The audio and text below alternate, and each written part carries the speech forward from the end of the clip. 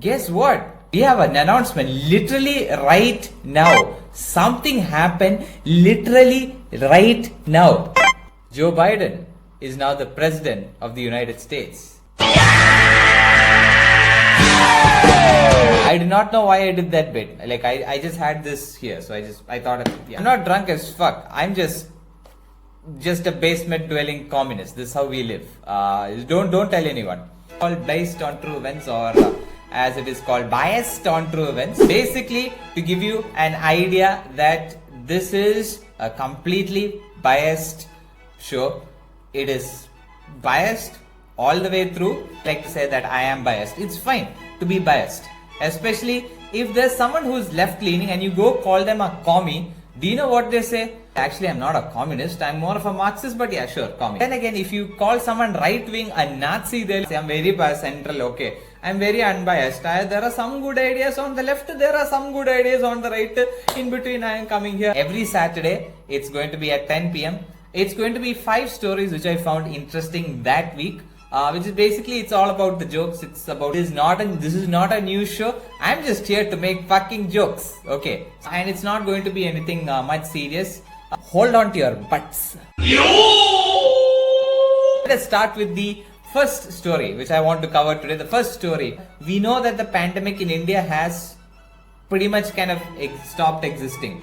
It's like our child's mental health, basically, the mental health of children in India. That's how we're treating the pandemic. But then we know that the pandemic is over because most upper middle class people started going towards their natural habitat of Goa.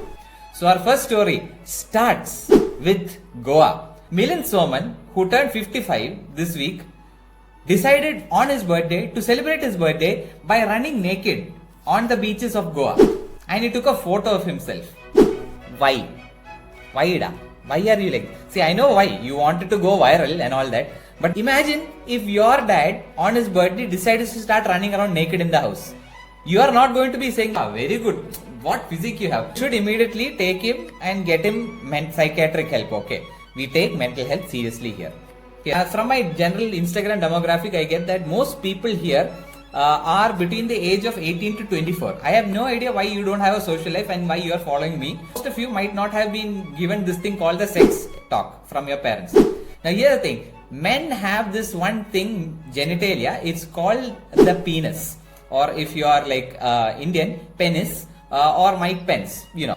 That thing will be going all over the place. So imagine Milind Soman running. And his little Soman is like, hey, what's up? Holy shit, Goa's a very nice. For people who are aware of how photography works, imagine how that practically went down. Because you take a lot of photos to get the right photo. If you take the wrong photo of Milind Soman running naked, you get what is called a dick pic. Milind Soman went to the beach, took off his sheddy, started running left to right, and the photographer said click, click, click, click, click. Okay, dick pic, dick pic, dick pic, dick pic. Oh, look, sir, this is strictly erotic, sir. Do you like this? No. But something else happened in Goa. Apart from Milind Soman, what happened is this one lady called Poonam Pandey shot basically what was considered as something which was pornographic on the beaches of Goa. Immediately, everyone is obsessed. She's like, why is she doing this? Also, where is the video? Is it available on Pornhub?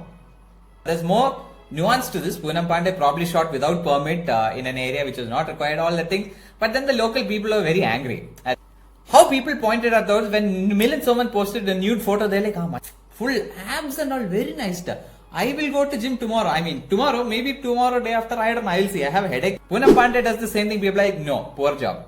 And that is when suddenly people realize that India, surprisingly, is a sexist country. You are aware that this is the country where Arjun Reddy, which is basically if you match cancer with misogyny and you somehow turn that into a movie. Okay. Arjun Reddy was converted into another language. They decided, hey, I want to remake Arjun Reddy. It is not, cannot accidentally happen. Lot of people got together, agreed that we need more Arjun Reddys in this country. People in Goa should not be worrying about naked Poonam Pandeys or naked Milind Somans. They have something else to worry about. Which brings us to the second story for tonight. They are going to cut down 59,000 trees. 59,000, that's 3 zeros. order to build a road, a railway, and a power station. It's like a kind of pretty big. It's like a coal-based project. They're just putting the line through Goa. It's not for Goa. Faye D'Souza, the reporter, spoke to Nilesh Cabral, who is the power, and this person was basically said that consumption of Goa is increased 5% every year. There is actual 5% which is not happening nationwide. And Faye D'Souza asked, like, hey, what about the 59,000 trees you're cutting down? And we are a developing nation. We have to be developed. 59,000 trees are to be cut. My entire details I don't have right now with me. But let us assume that 59,000 trees are going to cut. I don't know the exact figure, but I will get back to you. Don't worry, perfect Indian answer. 59,000 trees is kind of going to ruin Goa. That's going to ruin Goa's ecosystem, which is why in one area called Molem, I think that's how it's pronounced. I've written here Molem. 2,000 trees was felled in Are, and they protested in order to get that back. Bombay people, for me, they are very angry, very frustrated, very much in a hurry. I am from the small village of Cochin. Bombay is too much for me. But then those guys get shit done. That also, have you guys noticed, once a month there will be some environmental nonsense these old people are doing, right? Because they don't care. You young people in the comment, you are the one who's going to inherit this shitty planet. These old people will die in like a decade, assuming Corona does not get them. So that is why you guys need to take control of this shit. At the end of the day, boomers got a boom. That is like a transition, what we says. We head to our third story. Which is that there is a firecracker ban. So for this, I have to give full credit for research everything to a page called Indian Liberals. Harvard did a study, and it's like if the pollution increases, the chances of people dying from COVID, the fucking pandemic that is happening that people don't care about all of a sudden, that's a problem. 6 states banned. 6. Correct. 6. And everyone's like, Hindu katre mein hai. We have to start bursting firecrackers now. Now we have to, right now. Already, they're like, no, if I burst firecrackers, then I'm Hindu. Without the bursting of the firecrackers, my Hinduness has diminished considerably, which is a huge deficit towards the overall Hinduness of the world. Therefore, firecrackers must be burst. They have to burst firecrackers or what? Just go home and applaud really loudly or something, no? If you don't burst firecrackers, is it like holding in a fart? Or are you guys fine? Like, can you just like not burst firecrackers and just survive? Because there was a question in Kaun Banega Crorepati where they said, who burned the Manusmriti? The correct answer was B.R. Ambedkar, because as you all know, B.R. Ambedkar is what we in the industry officially call as chaotic good. X gon' give it to you. Fuck, wait for you to get it on your own. X gon' deliver to you. As opposed to that simp Gandhi who is lawful good. It was asked by Amitabh Bachchan. BJP fellow is saying that you should take action against Amitabh Bachchan for asking a question. Are you seriously that jobless in life? Is alcohol not available in your area? Why is this a concern for you? That I don't agree with Amitabh. He's a very rich and powerful person. He has been involved in the Panama Papers, this thing. Care for that guy. But how is he in the wrong? How is Amitabh Bachchan in the wrong? He just asked the question about burning of the Manusmriti, and it's like it's offensive towards Hindus. The metaphor here is that they were offended by literal facts. As in, literal facts hurt their feelings. They are so hypocritical. And that comes to our biggest story, like what everyone was happy about this week. This week was bad for Republicans, Donald Trump, as for another Republican, Arnab Goswami. That would be like the main story. But then the US elections was happening, guys. So kind of got like so much shit happened this week. Goswami, when he got arrested, do you know what? People kept sharing photos of a dog being caught by these like municipality people getting thrown into dogs are good boys. Arnab Goswami is not a good boy. Hashtag Arnab Goswami is not a good boy. The irony of the situation is that Arnab Goswami was instigating a witch hunt against Rhea Chakravorty. Nothing happened. Rhea Chakravorty. This is the news channel which ran behind Deepika Padukone. Bharat इस वक्त दीपिका की गाड़ी के बगल में गाड़ी है. क्या दीपिका ड्रग्स लेती है? दीपिका पादुकोण बताइए. Goswami, what he is implicated in is this abetment of suicide case where basically he led to the mental breakdown and suicide of a person because he employed them, did not pay them money, told them to fuck off, and then they did. And that person and the elderly mother committed suicide. Then Arnab Goswami is like, the police were harassing me. You saw that video. They literally moved him sideways on a sofa. That is what I do to my cats every 5 minutes because I am bored. Arnab Goswami put out a video like, look, their scratch mark is there. Look, scratching is there. See, every Sangi or Bhakt, as you Northeast call them, suddenly started realizing that there are words as freedom of expression and democracy. Suddenly, they are starting to use all those things. You wonder, why are they in support of Arnab Goswami but not in support of Umar Khalid, who's been in jail for a few weeks, who's kind of been bullied around there, and now Arvind Kejriwal, the latest Sangi, has said like, yeah, you can prosecute him as a terrorist.